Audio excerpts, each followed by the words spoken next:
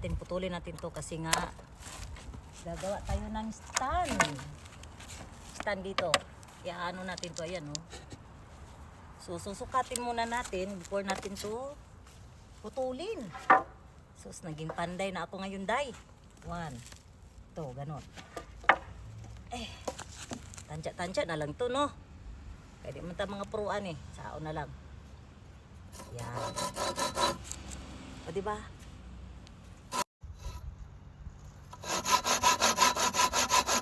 So yung cameraman ko ngayon is yung anak ko. Yan. Behind the scene.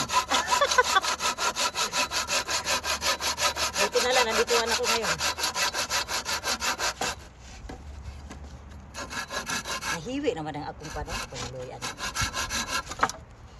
Na, tignan yun na siya maputol ba?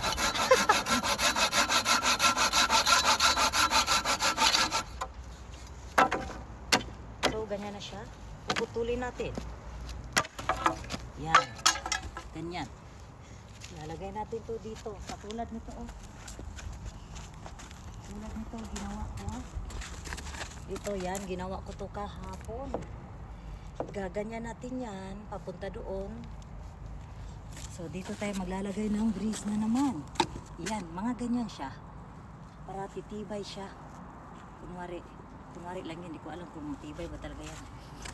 Okay. So, ito na. Ang gagawin natin kasi naputol ko na to. Ayan, mga ganyan. So, lalagyan natin siya ng ganito. Diba? Mano-mano. Mano-mano talaga.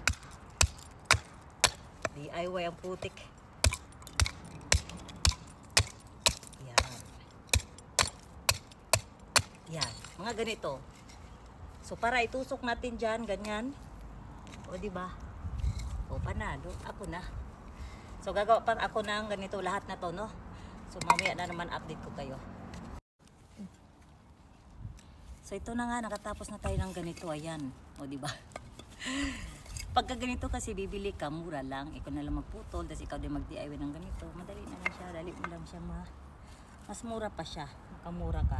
So, ngayon lalagay natin to dito. Ayan. Stick yan. So,